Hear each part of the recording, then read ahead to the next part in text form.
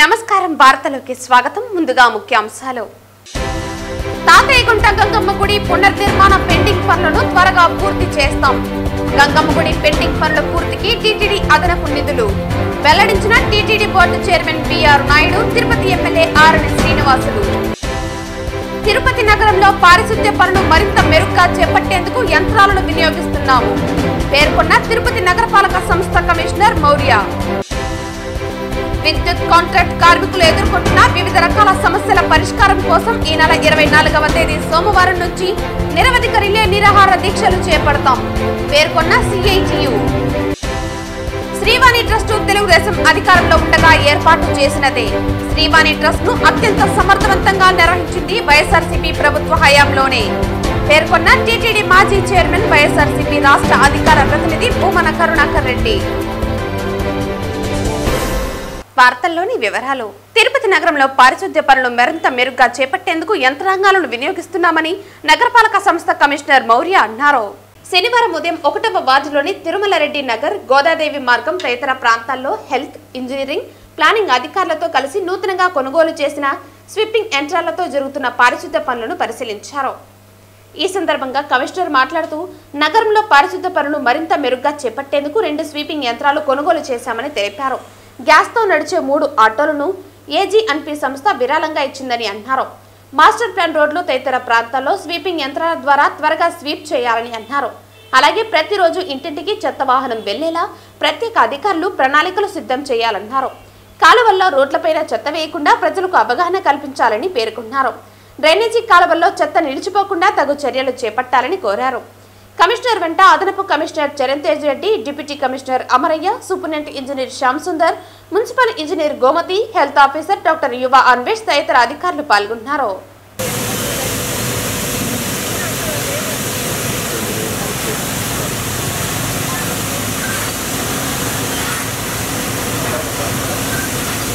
తిరుపతి గంగమ్మ ఆలయానికి చేరుకున్న TTD chairman BR నాయుడుకి Tirupati MLA RN Srinivasulu NDA కూటమి నేతలు స్వాగతం పలికారు టీటీడీ చైర్మన్ గంగమ్మను దర్శించుకుని ఆలయంలో ప్రత్యేక పూజలు నిర్వహించారు ఆలయ పండితులు టీటీడీ చైర్మన్ ను ఆశీర్వదించి అమ్మవారి తీర్థ ప్రసాదాలను అందజేశారు పెండింగ్ పనుల వివరాలను ఈవో జయకుమార్ ఆలయ టీటీడీ ఇంజనీరింగ్ అధికారులు chairman BR Naidu MLA RN శ్రీనివాసులకు వివరించారు 2 నెలల కిందట టీటీడీ చైర్మన్ ను కలిసి గంగమ్మ గుడి ఆలయంలో పెండింగ్ పనులు పూర్తికి 3,90,00,000 నిధులు కేటాయించాలని కోరినట్లు ఎమ్మెల్యే ఆర్ఎన్ శ్రీనివాసులు తెలిపారు ఆలయంలో పెండింగ్ లో ఉన్న పోర్టు ఆలయ ప్రాకారం పనులు ముఖ మండపం మరుగుదొడ్లు నిర్మాణానికి నిధులు కావాలని కోరినట్లు ఆయన చెప్పారు దీంతో చైర్మన్ బిఆర్ నాయుడు గంగమ్మ ఆలయాన్ని సందర్శించి పనులను పరిశీలించడంతో పాటు అమ్మవారిని దర్శించుకున్నారని ఆయన తెలిపారు గంగ జాతరను తిరుపతి వాసులు ఎంతో సాంప్రదాయబద్ధంగా నిర్వహిస్తారని ఆయన చెబుతూ గత ప్రభుత్వ పాలనలో ఇష్టారీతిన నిర్వహించారని ఆయన విమర్శించారు గంగమ్మ ఆలయ పెండింగ్ పనులు పూర్తికి ప్రతిపాదనలు అందాయని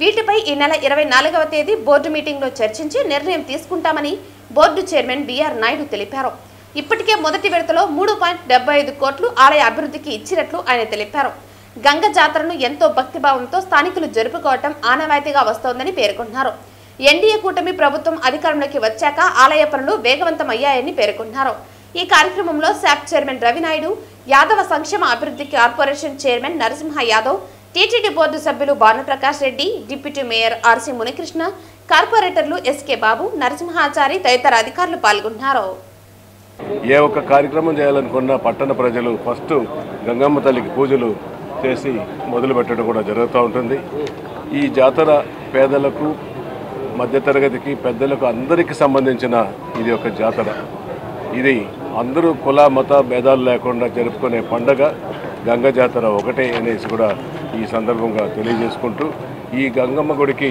గత 2-3 సంవత్సరాలుగా మరమ్మతులు జరుగుతున్నాయి మధ్యలో నిలిచినాయి మరలా మన ఎన్డీఏ కూటమి ప్రభుత్వం వచ్చిన తర్వాత దీన్ని పూర్తి చేయడానికి మన తిరుమల తిరుపతి దేవస్థానం నిధులతో గంగమ్మ గుడి నిధులతో పూర్తి చేయాలనేసి మన గౌరవనీయులు చైర్మన్ గారిని కోరడం జరిగింది వారి సహకారంతో ఈ తిరుమల నుంచి నిధులు విడుదల చేసి జాతరకు ముందు తాత్కాలిక పర్మనెంట్ మరమ్మతులతో కూడా పూర్తి చేయాలనేసి కోరుకుంటూ మన ఎమ్మెల్యే గారు ప్రోద్బల్యం డిప్యూటీ మేయర్ కూడా నా దృష్టికి తీసుకొచ్చారు ఈ గంగమ్మ జాతర దాని అక్కడ గుడిలో చాలా పనులున్నాయి అవన్నీ మీరు చేయాలని ఆయన కూడా రిక్వెస్ట్ చేయటం.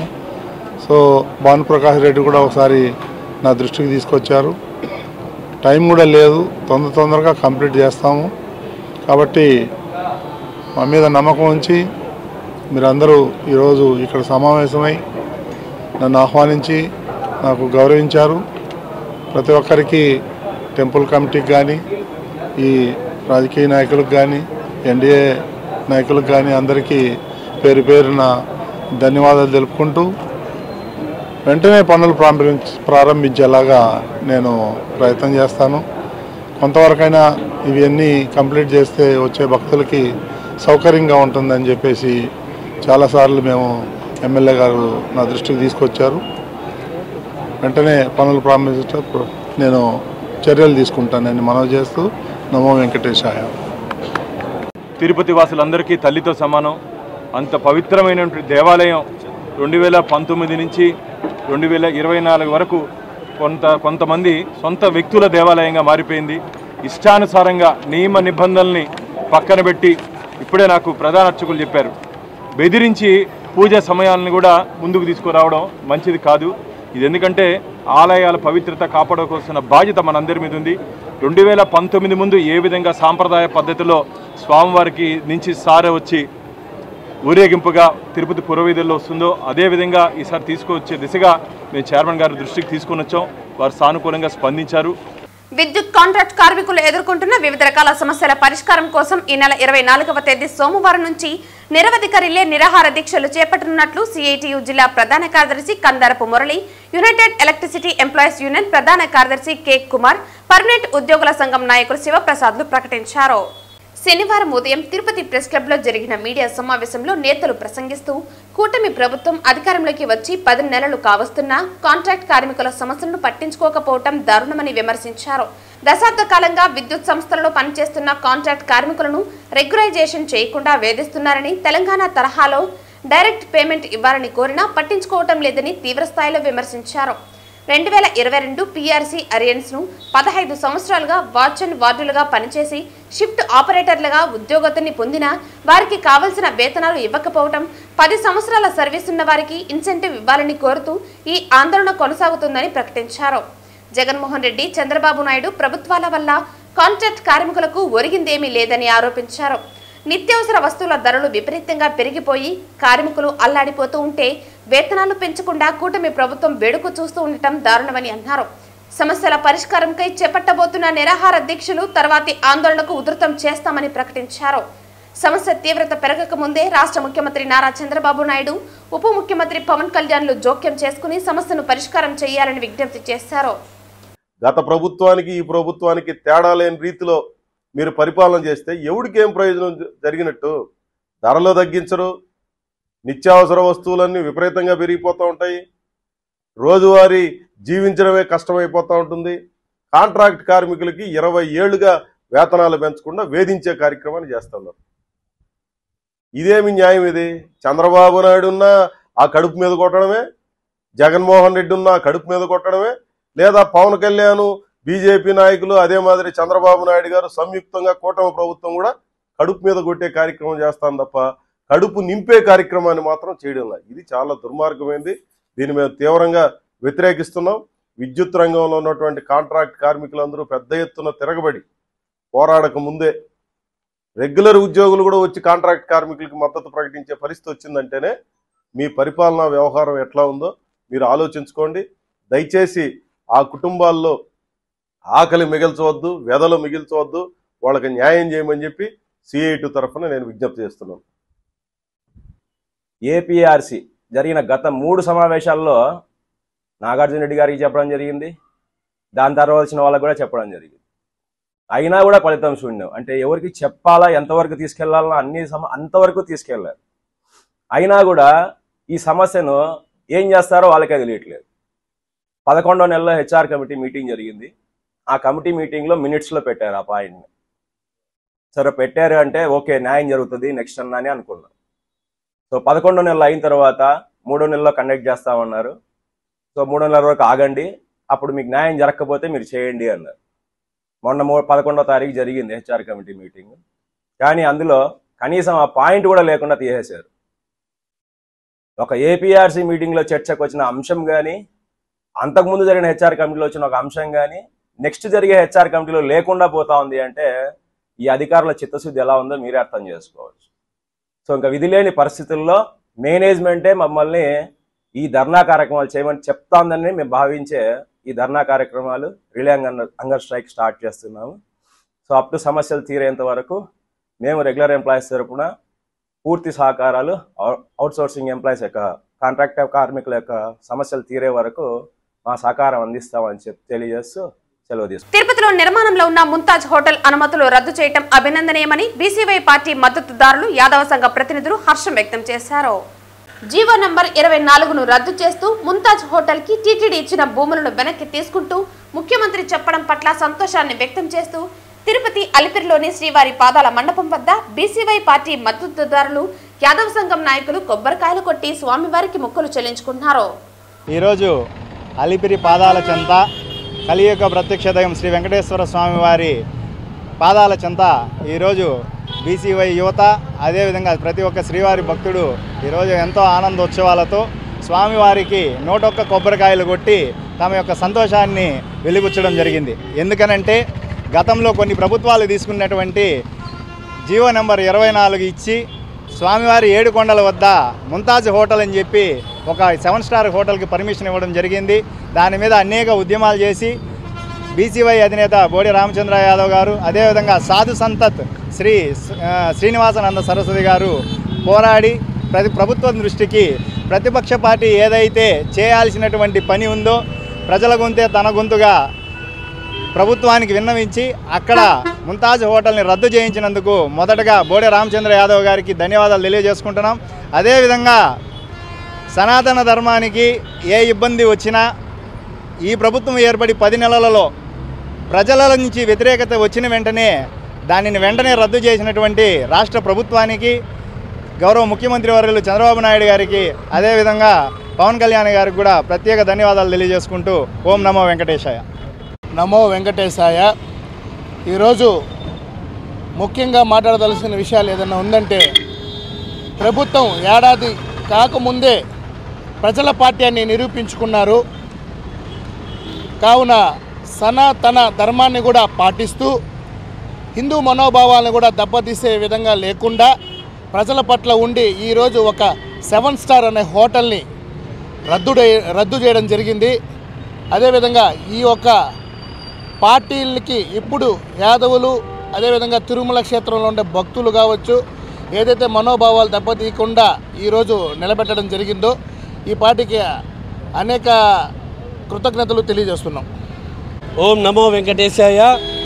ముఖ్యంగా ఈ ముంతాజ్ హోటల్ని రద్దు చేయడంలో కీలక పాత్ర పోషించిన సాధు సంతులకి, బోడే రామచంద్ర యాదవ్ గారికి, హైందవ ధర్మ సంస్థాపకులకి అందరికీ ప్రత్యేక ధన్యవాదాలు, కృతజ్ఞతలు. భవిష్యత్తులో కూడా ఇటువంటి కార్యక్రమాలు మన తిరుమల తిరుపతి చుట్టుపక్కల అన్య మతస్థులకు కానీ ఇతర కార్యక్రమాలకు ఇచ్చినటువంటి ఏ విధమైన కార్యక్రమాన్ని కూడా ఇదే ఐక్యతతో అడ్డుకుని హిందూ ధర్మాన్ని కాపాడాలని వెంకటేశ్వర స్వామి భక్తులుగా అందరినీ వేడుకుంటున్నాను. జై నమో వెంకటేశాయ. కూటమి ప్రభుత్వం హిందువులు మనోభావాలు దెబ్బతినకుండా గత 9 నెలలుగా ఏ ఒక్క విషయంలో కూడా హిందూ దేవాలయాల పట్ల, హిందూ భక్తుల పట్ల ఎంత శ్రద్ధ వహిస్తున్నదంటే, ముఖ్యంగా నరేంద్ర మోడీ గారు హిందూ సాంప్రదాయాన్ని, సనాతన ధర్మాన్ని విశ్వవ్యాప్తం చేయాలని చెప్పి నిరంతరం కృషి చేస్తున్నారు. అలాగే పవన్ కళ్యాణ్ గారు హిందూ ధర్మాన్ని తన స్వయంగా భుజాల మీద వేసుకొని హిందూ ధర్మం పట్ల నిబద్ధతతో ఉన్నారు. చంద్రబాబు నాయుడు గారు ఈ కలియుగ దైవం వెంకటేశ్వర స్వామి పాదాల చెంత జన్మించారు. కలియుగ దైవం సనాతన ధర్మాన్ని వెంకటేశ్వర స్వామి తిరుమల తిరుపతి పవిత్రం కాపాడేందుకే నా జీవితం అని చెప్పి స్వయంగా నేను చెప్పాడు. ముఖ్యంగా రాష్ట్ర ముఖ్యమంత్రి మన తిరుపతి తిరుమల అభివృద్ధికి కట్టుబడి ఉన్నారు. అందుచేత రాష్ట్ర ముఖ్యమంత్రికి తిరుపతి ప్రజల నుంచి, చిత్తూరు జిల్లా నుంచి ప్రత్యేక కృతజ్ఞతలు తెలియజేస్తున్నాం. 30 రోజుల తెలుగు రీడింగ్ ఛాలెంజ్ కార్యక్రమంను తిరుపతిలోని సంజయ్ గాంధీ కాలనీలోని మున్సిపల్ కార్పొరేషన్ అప్పర్ ప్రైమరీ స్కూల్లో పైలట్ ప్రాజెక్టుగా ప్రారంభించామని కడప రీజనల్ విద్యాశాఖ ఆర్జేడీ శ్యాముల్, తిరుపతి జిల్లా విద్యాశాఖ DEO KVN Kumar, make my baby genius director Bhaskar Raju పేర్కొన్నారు.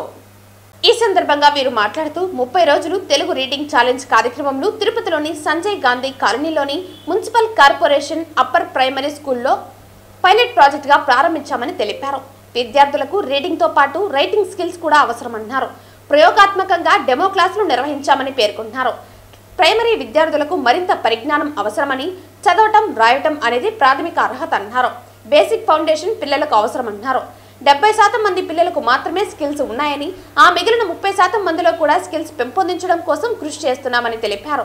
మంచి ఫలితాలు రావడంతో రాష్ట్రంలోని అన్ని పాఠశాలల్లో కూడా ప్రారంభిస్తామన్నారు. నా పేరు ధనంజయ నాయుడు, నగరపాలక ప్రాథమికోన్నత పాఠశాల సంజయ్ గాంధీ కాలనీ తిరుపతి పాఠశాల ప్రధానోపాధ్యాయులు. రాష్ట్ర స్థాయిలోనే మా పాఠశాల మీద నమ్మకంతో పైలట్ ప్రాజెక్ట్ కింద మా పాఠశాలలో తెలుగు భాషను 30 రోజుల్లో చదవడం ఎలా అనే ఛాలెంజ్ కార్యక్రమంగా మా పాఠశాలను ఎంపిక చేసి ఈ పాఠశాలలో 30 రోజుల పని దినాల పాటు ఈ పాఠశాలలో తెలుగు భాషను నేర్పించడంలో ప్రత్యేక చొరవ చూపించినటువంటి Shri Bhaskar Raju educational research and hospitality centre sir director గారికి, అదేవిధంగా మా పాఠశాల ఉపాధ్యాయులందరికీ విద్యార్థులందరికీ కూడా ఎంతో శ్రమతో ఈరోజు ఈ కార్యక్రమాన్ని దిగ్విజయంగా నిర్వహించినందుకు మా పాఠశాల తరఫున కృతజ్ఞతలు తెలియజేసుకుంటున్నాం. ఈరోజు చాలా సంతోషంగా ఉంది. ఎందుకంటే తెలుగు భాష తెలుగు గడ్డ ఉన్నంత వరకు కూడా జీవించి ఉండాలన్న ఉద్దేశంతో తెలుగు భాషను అతి సులభంగా అత్యంత వేగంగా నేర్చుకోవడం కోసము ఒక 18 స్టెప్ ఫార్ములాను రూపకల్పన చేసి గత 8 సంవత్సరాలుగా ప్రయత్నం చేస్తున్నాము. ఆ ప్రయత్న ఫలితంలో మన విజయరామరాజు కమిషనర్ ఆఫ్ ఎడ్యుకేషన్ గారిని కలిసినప్పుడు తిరుపతిలో 2 స్కూల్స్ పైలట్ ప్రాజెక్టుగా చేయమని చెప్పి అవకాశం ఇచ్చారు. ఆ క్రమంలో మొదటగా మన ఎంసీయూపీ స్కూల్ సంజయ్ గాంధీ కాలనీలో మనము ప్రోగ్రామ్ స్టార్ట్ చేశాము. ఈ ప్రోగ్రామ్ ఇక్కడ స్టార్ట్ చేయడానికి సహకరించినటువంటి పూర్తి సహకారాన్ని అందించినటువంటి హెడ్ మాస్టర్ ధనంజయ్ నాయుడు గారికి, అదేవిధంగా ఉపాధ్యాయులకు చాలా సంతోషం. ఇదే విధంగా ఈ ప్రోగ్రామ్ను టీచర్స్ కూడా మేము ట్రైనింగ్ ఇస్తున్నాము. ఒకసారి టీచర్స్ ట్రైనింగ్ తీసుకోవడం ద్వారా ఏమవుతుందంటే వాళ్ళ పిల్లలకు నేర్పించుకునే అవకాశం కూడా ఉంటుంది. కాబట్టి మన దగ్గర ఏంటి అంటే సమాజంలో సహజంగా ఇప్పుడు ఎలా ఉంది అంటే అసర్ రిపోర్ట్ ప్రకారము 8th క్లాస్ పిల్లల్లో 82% మంది పిల్లలు 2వ క్లాస్ టెక్స్ట్ బుక్ చదవలేకపోతున్నారన్నది అసర్ రిపోర్ట్ యొక్క సారాంశం. మొన్న రిలీజ్ అయినటువంటి 2025 ఫిబ్రవరి లాస్ట్లో రిలీజ్ అయినటువంటి రిపోర్ట్ కూడా దాన్నే తెలియజేస్తుంది.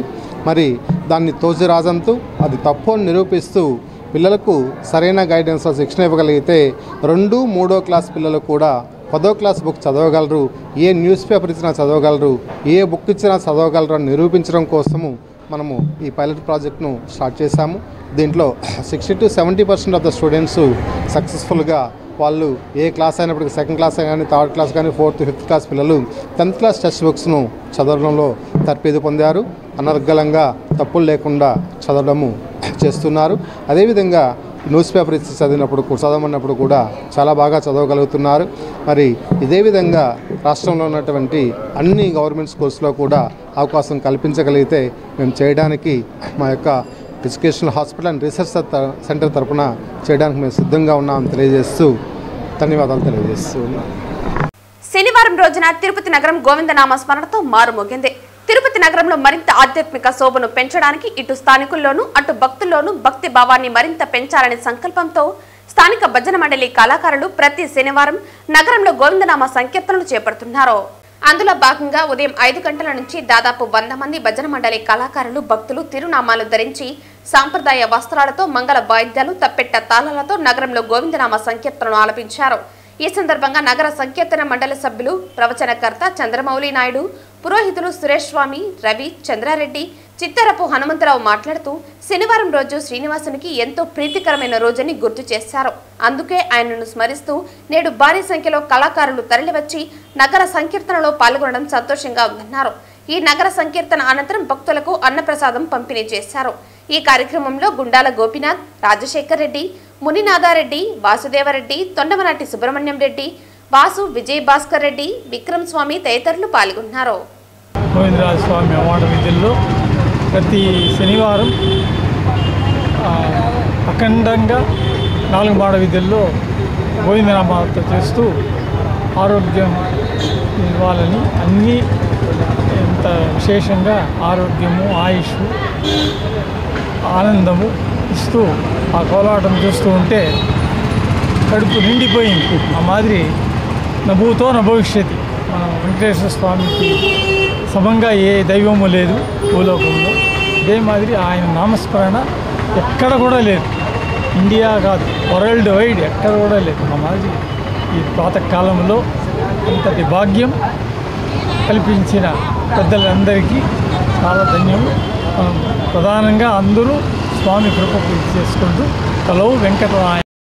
పరమ పవిత్రమైనటువంటి తిరునగరలో ప్రతి శనివారం ప్రాతకాలంలో స్వామివారిని కీర్తిస్తూ కర కమలజం వా కీర్తనం వా అనేటువంటి దాంతో చేతులతో తాళం వేస్తూ నోటితో భగవన్నామ స్మరణ చేస్తూ ఈ తిరునగరిలో ఈ గోవిందరాజస్వామి చతుర్మాడ వీధులలో ఈ నగర సంకీర్తనంలో పాల్గొనేటువంటి భక్తులందరికీ కూడా ఐశ్వర్యప్రదాయమైనటువంటి ఆరోగ్యాన్ని ఆ భగవంతుడు ప్రసాదించి అందరూ కూడా సుఖ సంతోషాలతో ఉండాలని, ఈ తిరుపతి పట్టణంలో ఉన్న ప్రతి ఒక్కరూ కూడా వీలైనంత వరకు ఎక్కువ సంఖ్యలో ఒక 10 మందితో గత 1.5 సంవత్సరం కింద ఈ కార్యక్రమాన్ని నగర సంకీర్తన మండలి ప్రారంభించి ఈరోజు దరిదాపుగా 400-500 మంది సభ్యులతో జరుగుతోంది. ఇంకా దిన ప్రవర్ధమానమై ప్రతి ఇంట ప్రతి నోట గోవిందనామ స్మరణతో ప్రాతకాలంలో భగవంతుణ్ణి సేవించాలని అందరినీ కోరుకుంటూ